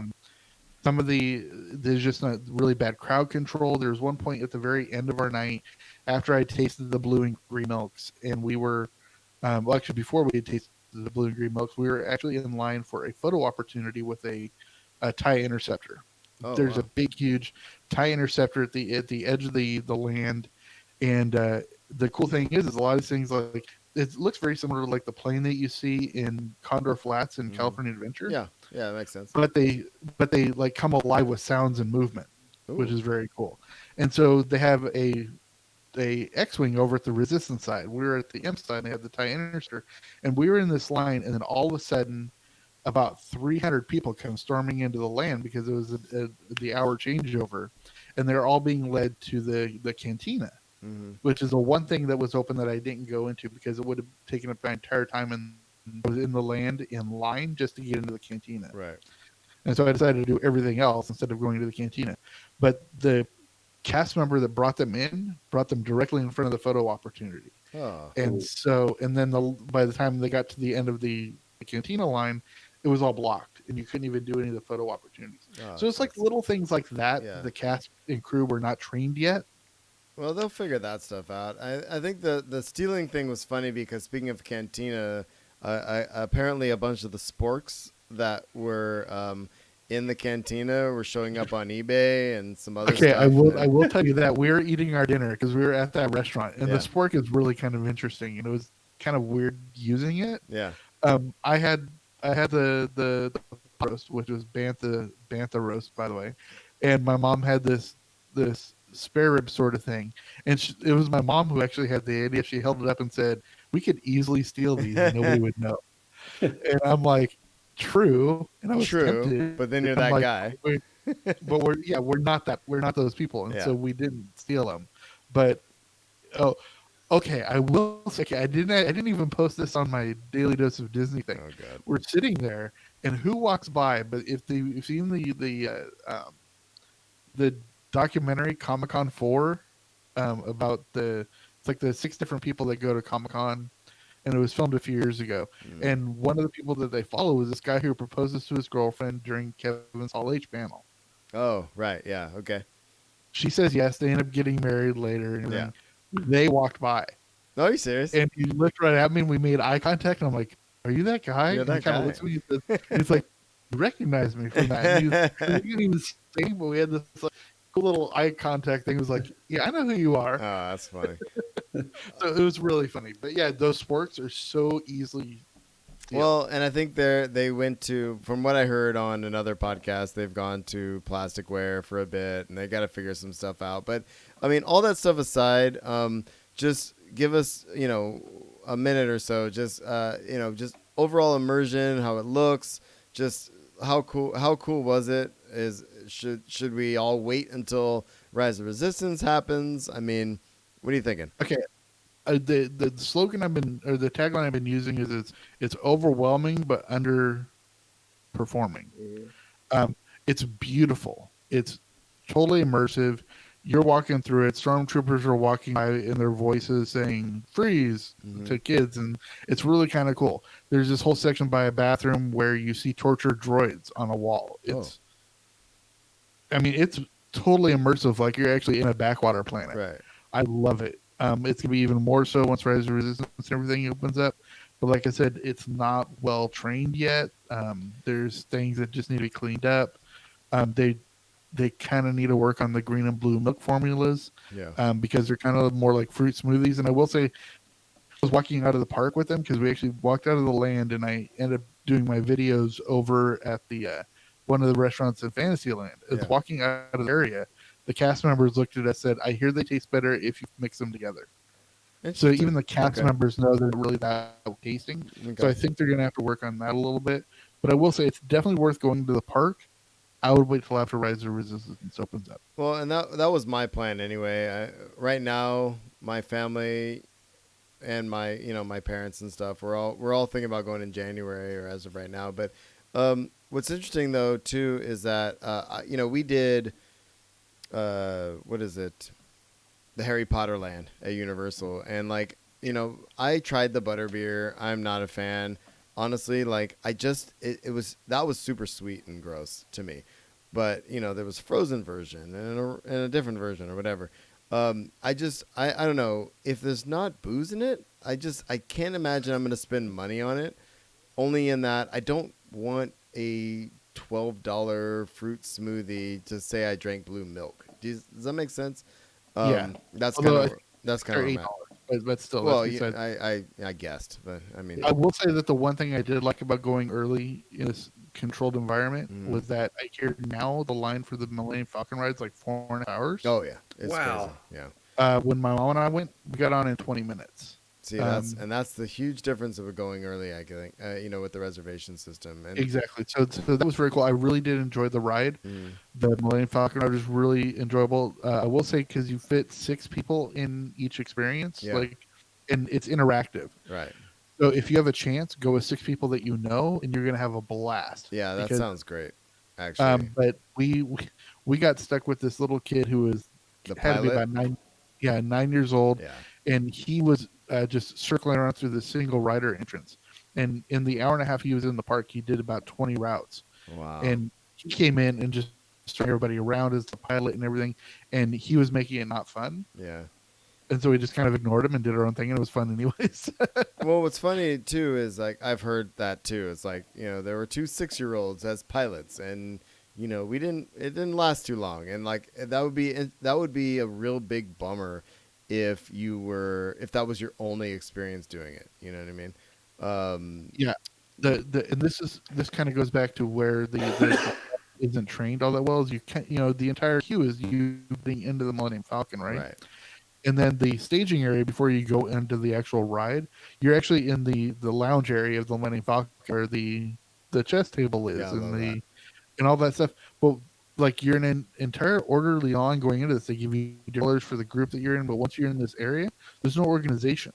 Oh, really? And so you have 8 groups of 6 all mixed into this room, and then they call it a color, and you're supposed to try to get across the room in 10 seconds. Interesting. And it's that's really badly organized. Okay. Well, I think they'll figure all that stuff out. But speaking of Galaxy's Edge is they're doing their virtual queue system, and it's open to the public as of yesterday, I want to say, as of recording this, June 26th. Does that make sense?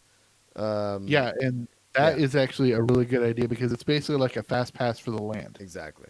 And they're doing it's like a reservation system, but you do it virtually, and then they give you a time slot to go in. And I've heard they're very strict about the time slot, which is good. I'm not super stoked.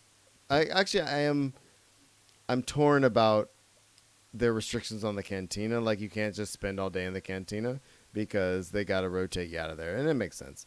And apparently they have a $25,000 droid experience you can purchase. What? Yeah, there's some expensive and stuff. 3 people have already bought. I mean, I know for a fact it's $200 to build a lightsaber. It's $100 roughly to build a droid. And there's a $25,000 R2D2 experience, and 3 people have already bought it. That's Yeah. insane.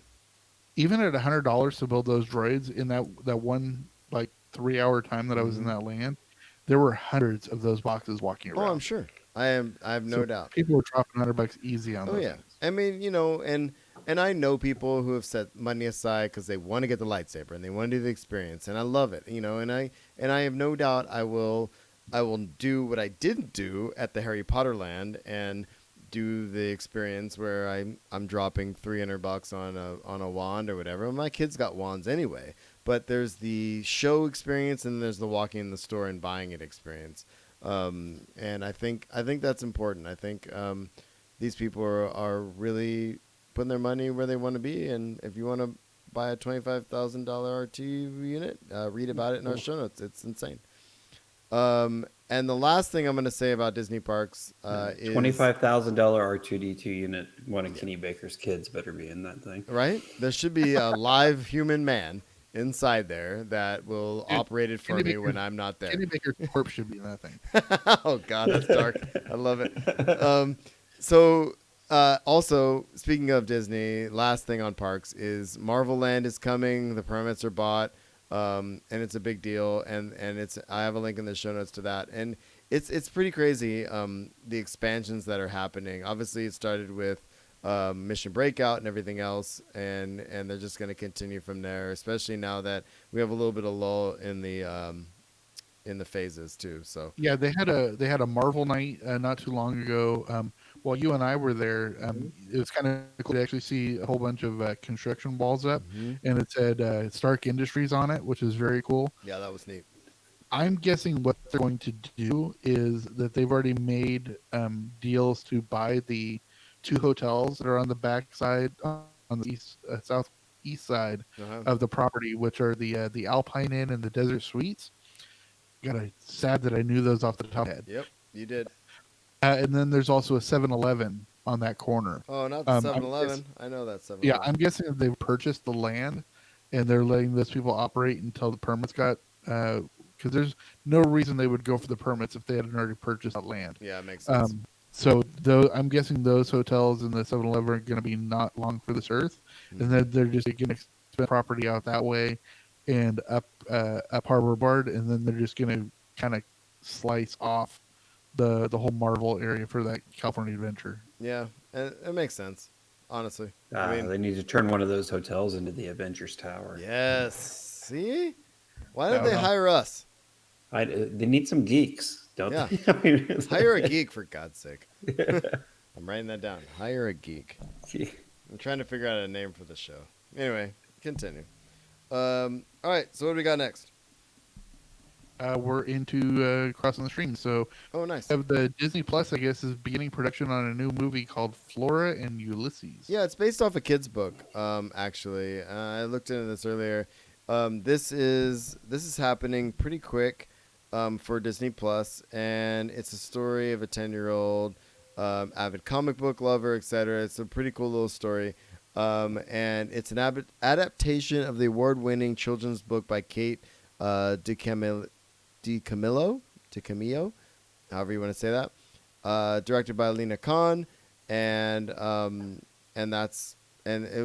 looks like it was received well by fans and financed via crowdfunding. So that's good. Cool. Awesome, dude. So that's exciting.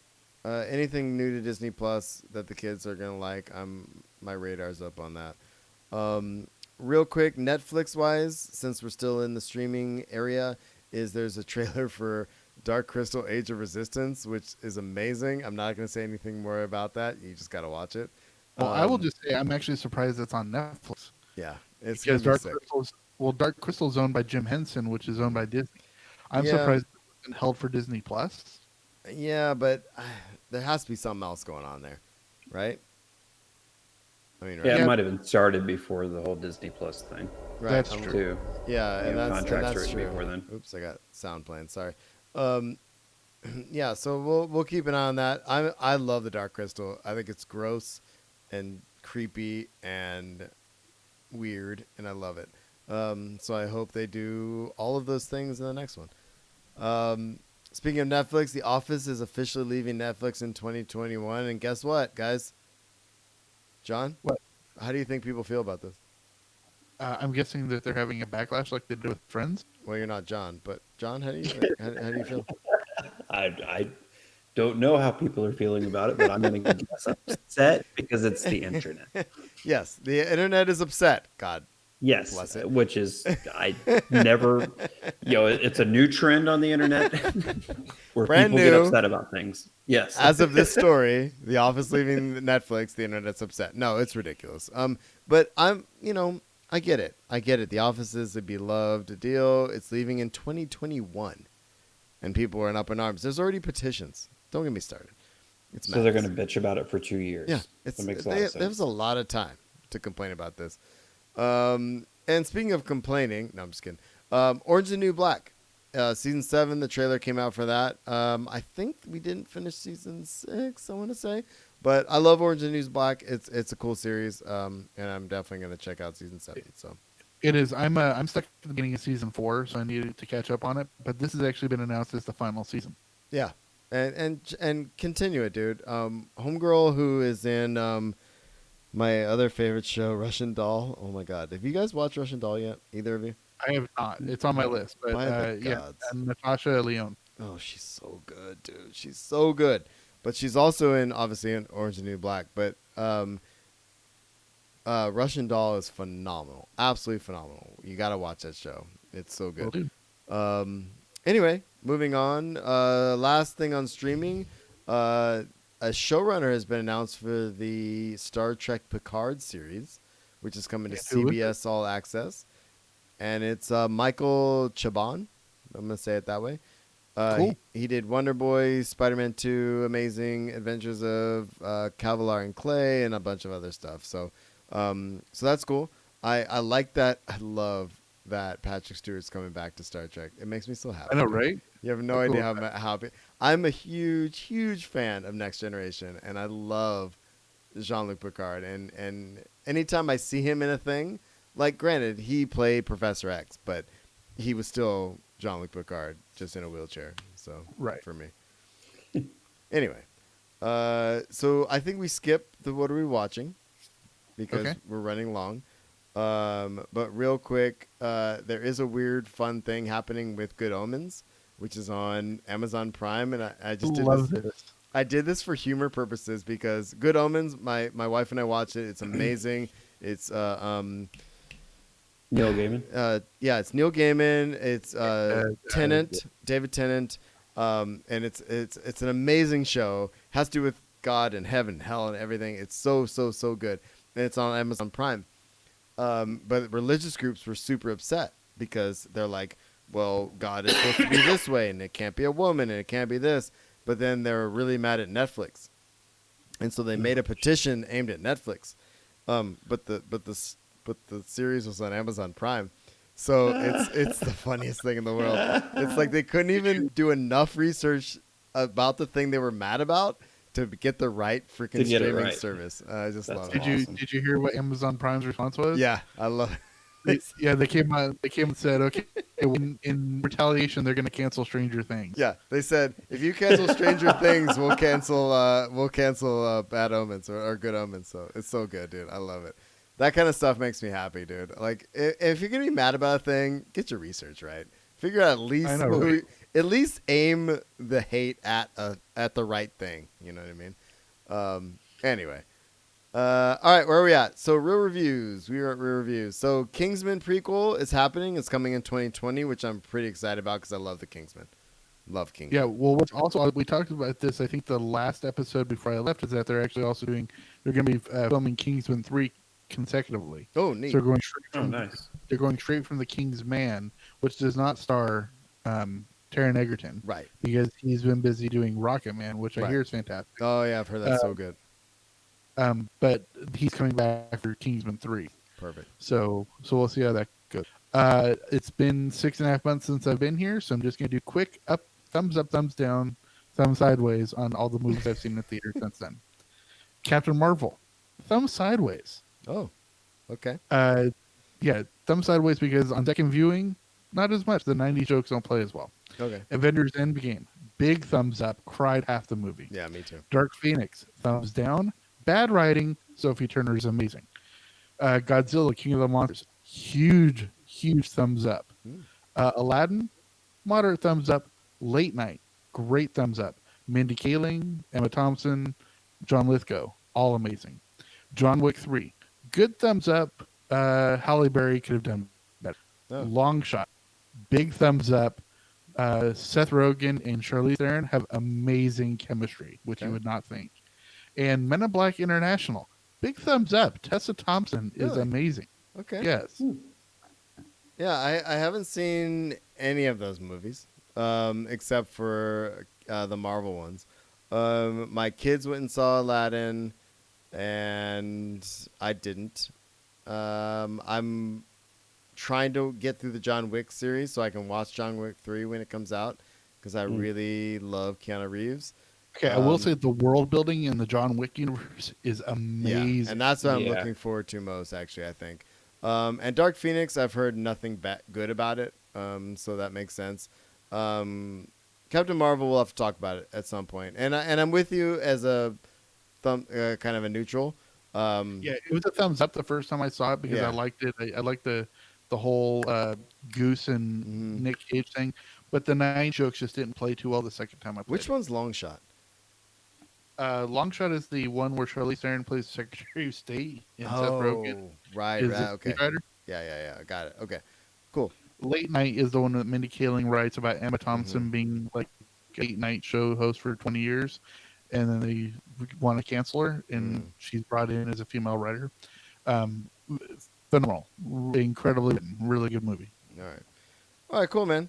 Well, it's good to have you back. You caught us up on the movies you're watching. Yes.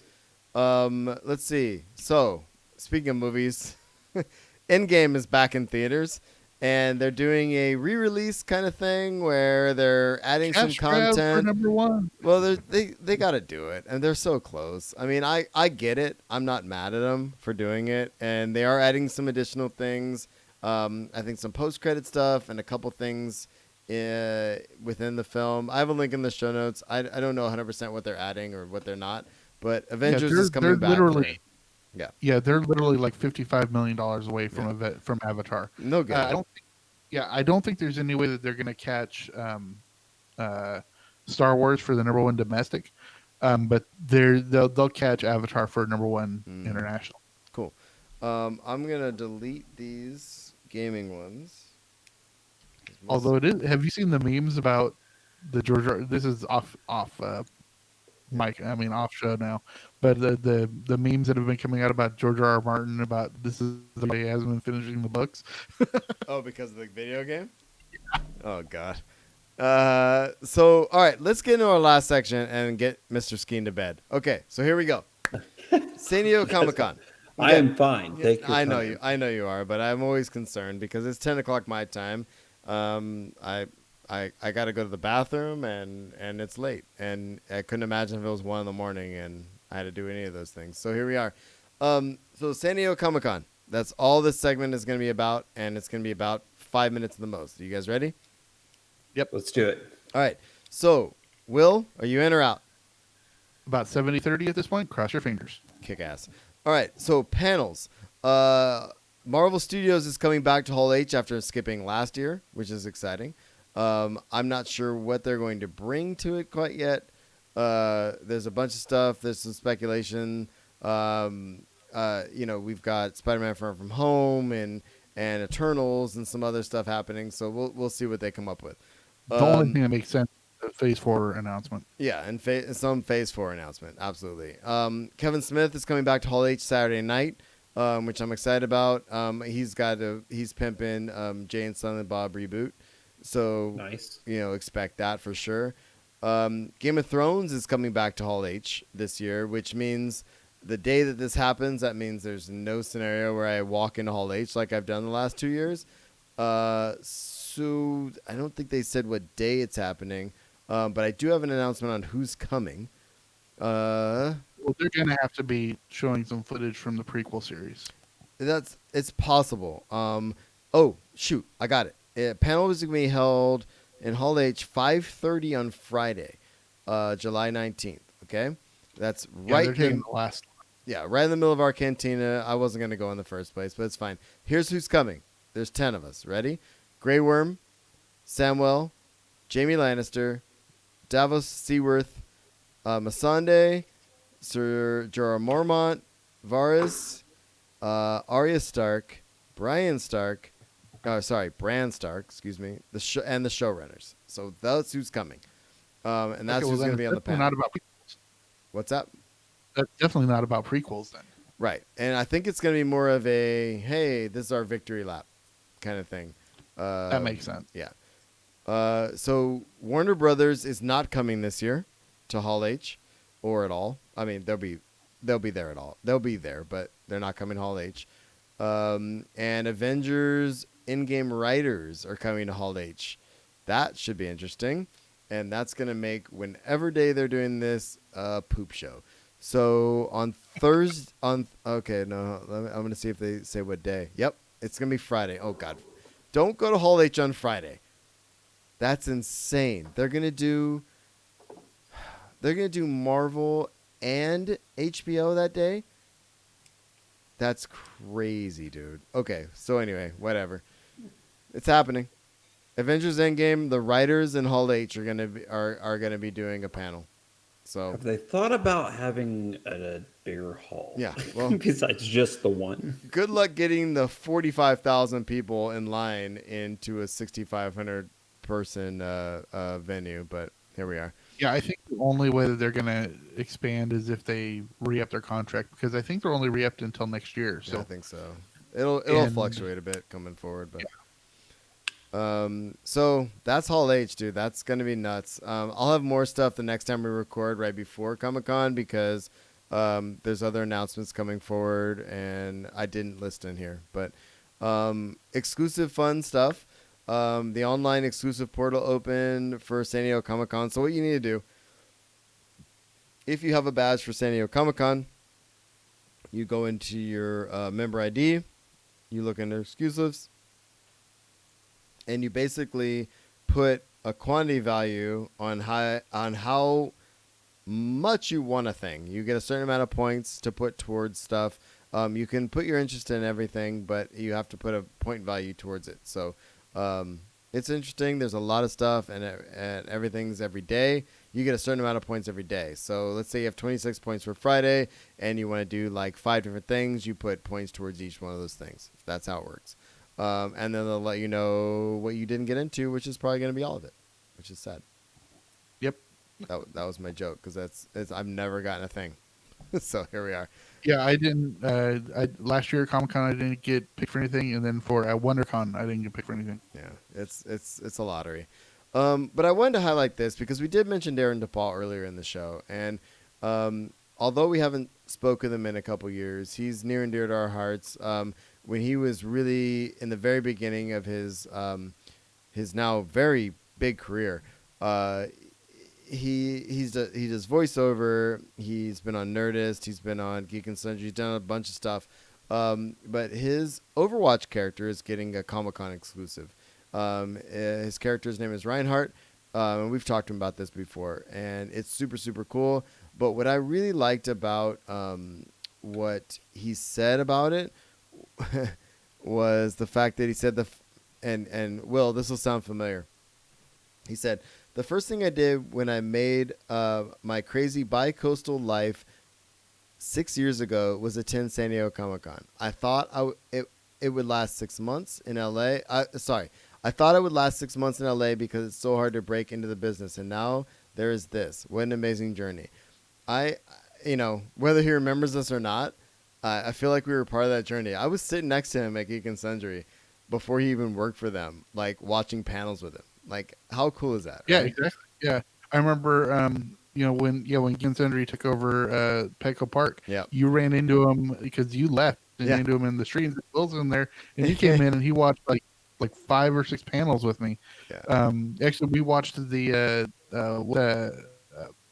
Preacher. Yeah. He's a huge fan of Preacher, and And so we watched the Preacher's so Preacher good. panel together, and he was loving it. Yeah. He actually came to the very first Puck Cantina. He did. He was at the first Puck Cantina. So Big shout out to Darren DePaul, who I know doesn't listen to this, but I'm gonna reach out to him again. I always do every year and say, hey, if you're around, come by and say hi, because he connected with us and Jess and everybody else who was at Pucked, and really good guy, really really cool. I'm so stoked for him. And by the gods, man, he has his own exclusive. That's so cool. Yeah. Absolutely. And one last thing, just there's a ton of offsite stuff, but Amazon once again is having their huge offsite event this year. They're focusing on The Expanse, Carnival Row, and The Boys. Last year it was Jack Ryan.